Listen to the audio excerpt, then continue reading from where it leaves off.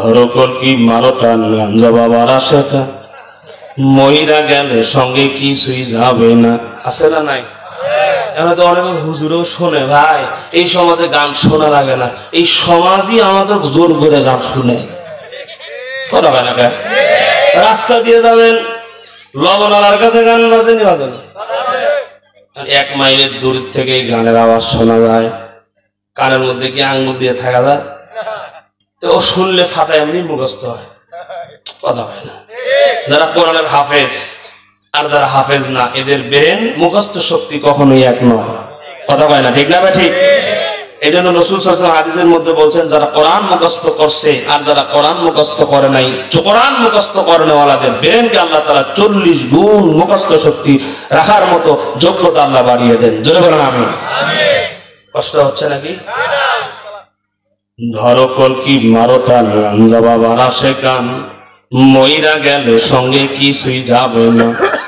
কত বড় শয়তান! এক টান গাঁজা খাওয়াইয়া দিনে তারা দেখাইয়া, এক টান গাঁজা খাওয়াইয়া দিনে তারা দেখাইয়া কাইরা নিছে বাবা আশেকের প্রাণ। ধরো কলকি ইল বাবা, ইল বাবা কি রে? এই ভণ্ডপীর থেকে সাবধান থাকার দরকার আছে না নাই? আরো জোরে বলেন আছে না নাই? আমাদের তাহিরি ভাই আছে না? ও গো আমার মুর্শিদ শান্ত না দেখিলে বা সে না যে পহর। ঠিক না? বলে বলে কি বলে না? তোমার পায়ে জায়গা পাইলে ওই সাথে জোগানি থাকে কিন্তু আবার।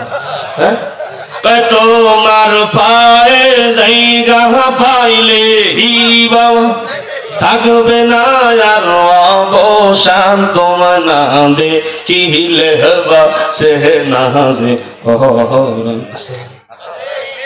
এটা একটু উপস্থাপনা করলাম কেন, যেগুলো আমরাও পারি কিন্তু এগুলো ইসলামের সংস্কৃতি নয়। কথা বলেন, কথা বলেন, ঠিক না? আমরা কোরআন যেইভাবে বলে ওইভাবে আমরা আমাদের জীবন পরিচালনা করব ইনশাআল্লাহ। আমি ওটা বোঝানোর জন্য এই কথাগুলো বলছি। তাহলে আপনারাই বলছেন কি কয় চাচা, আমাদের সমাজে মাহফিল কম না বেশি? এক কথা, এই যে কয়েকটা প্রশ্ন করলাম, আপনারাই বলছেন মসজিদ বেশি, মাদ্রাসা বেশি। এই যে বয়ান দিনই মেহনত বেশি হচ্ছে, ঠিক কিনা? এবার একটু জোরে বলেন তো, আমাদের সমাজে গুনাহ কম না বেশি? দুনিয়ার মুসলমান একটু বোঝার চেষ্টা করেন। বয়ান মানুষ যদি বেশি শুনে, মসজিদ যদি বেশি হয়, ও বগুড়ার যুবক ভাইরা শোনো, এক কথাই দিদি মেহনত যদি বেশি হয়, গুনাহ তো কমার কথা ছিল, ঠিক না? বলো, গুনাহ তো কমার কথা ছিল, কিন্তু গুনাহ তো কমেই না, বরং দিন যত যায় নিত্য নতুন গুনাহ আরো আবিষ্কার হয়, ঠিক না? বলেন দরিয়ার মুসলমান ইমানদার আল্লাহ গোলাম, মোবাইলের মধ্যে নানা রকম এখন গুনাহ আছে না নাই? আরো জোরে বলেন না আছে না নাই?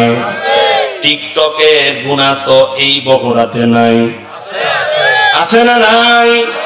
সেলফি রোগের গুনাহ, এমন এমন গুনাহ বর্তমানে অনেক যুবককে দেখা যায় বিয়ে করার পর থেকেই বউকে দিয়া ভিডিও বানায়া বানায়া ফেসবুক ইউটিউবে দিয়া বউকে প্রদর্শনী বানায়া টাকা ইনকাম করার ধান্দা রাস্তা খুলেছে, ঠিক না? বলে এই যুবক যারা নিজের বউকে ভিডিও বানায়া প্রদর্শনী করিয়া টাকা ইনকাম করো, শুনে রাখো, দেহ বিক্রি করে টাকা উপার্জন করা যেমন হারাম, ভিডিওর মাধ্যমে মানুষদের কাছে ভিডিও পৌঁছায়া এই অর্ধ উলঙ্গ ছবি দেখায় টাকা ইনকাম করা, এটাও একই রকম হারাম, কোনো পার্থক্য নাই, ঠিক না?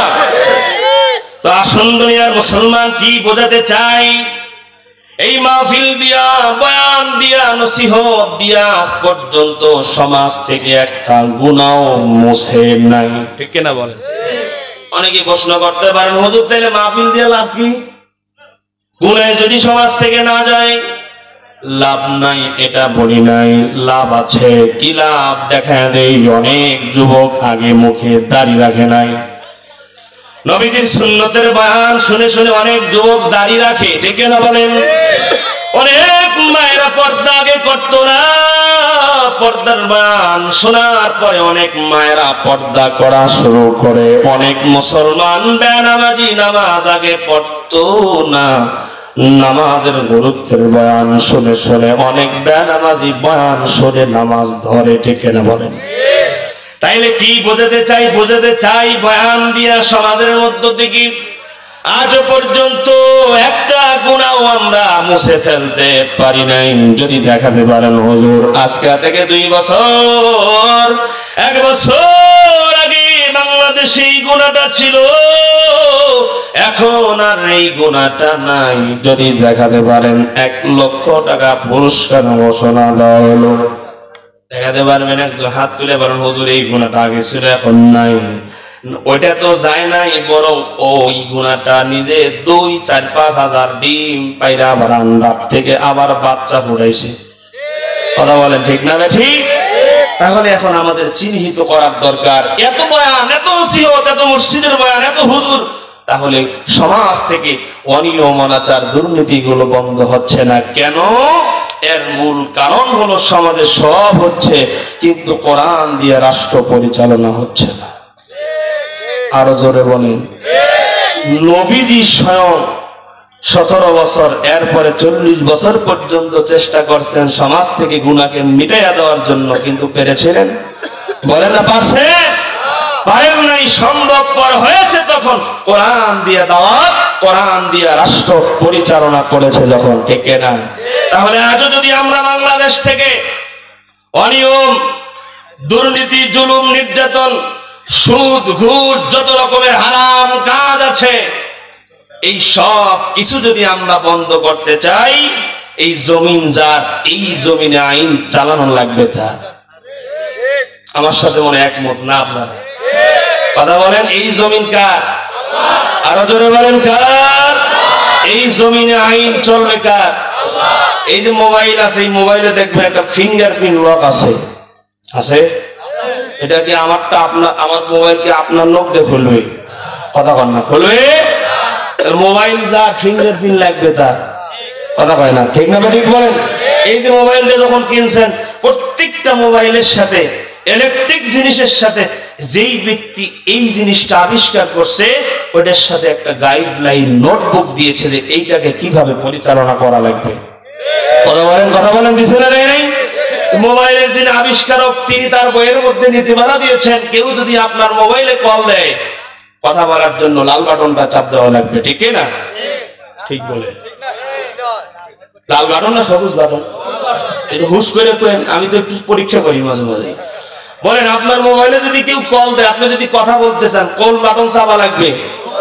এটা কি আপনার নীতি নাকি যে মোবাইল বানাইছে তার নীতি? যিনি মোবাইল আবিষ্কার করছেন এটা তার নীতিমালা। এখন আপনি যদি কোন যে বেটা আমার বাপের টাকায় আমি মোবাইল কিনছি, তোর আইনের উষ্টা মারি, আমার বান্ধবী ফোন দিয়ে যাবে লাল বাটন দিয়েই কথা বললো, বলেন কথা হবে? ও লাল বাটন টিপতে টিপতে মারা যাবে, আর কথা আর বান্ধবীর সাথে হচ্ছে না। কথা বলেন, কথা বলেন, কথা বলেন, ঠিক না ঠিক? কেন বললাম এই কথা? এই জন্য বললাম, এই মোবাইলে যদি কথা বলতে চান, মোবাইল যদি সুন্দরভাবে চালাতে চান, মোবাইল যার আইন ফলো করা লাগবে তার। কথা বলেন আরে ভাই, বগুড়ার মানুষ, ঠিক না বলে? তাহলে একটু আওয়াজ দিয়ে বলতে হবে এই জমিনটা কার? এই জমিনে আমরা গোলাম কার? আল্লাহর জমিনে আমরা শান্তিতে বসবাস করতে চাইলে আল্লাহ যে গাইডলাইন কোরআন দিয়েছেন এটাকে ফলো করেই প্রতিকরণ লাগাতে হবে, ঠিক না?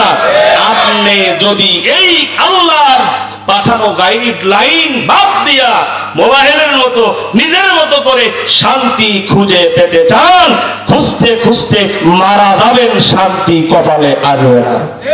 কথা বলেন ঠিক না? তাহলে এই সমাজ থেকে সুদ, ঘুষ, অন্যায়, অনাচার, পাপাচার, দুর্নীতি, চাঁদাবাজি যত আছে, হাসিনা যখন ছিল তখনও চাঁদাবাজি হয়েছে, এখনো চাঁদাবাজি হয়। কথা কয় না, হয় কিনা? এক দল যাচ্ছে আর এক দল আসতেছে, দুর্নীতি বন্ধ হচ্ছে না। কথা বলে না, ঠিক কিনা বলে? এটা কিয়ামত পর্যন্ত হবে না, কথা বলে না কেন?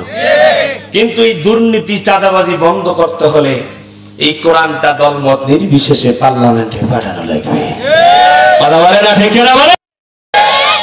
এই কোরআন রাষ্ট্রে না যাওয়া পর্যন্ত কখনোই মানুষের মধ্যে অনিয়ম অনাচার পাপাচার গুলো বন্ধ হবে না, ঠিক কিনা? তাহলে কোরআন দিয়ে রাষ্ট্র পরিচালিত হোক, আমরা চাই কি চাই না? চাই তো?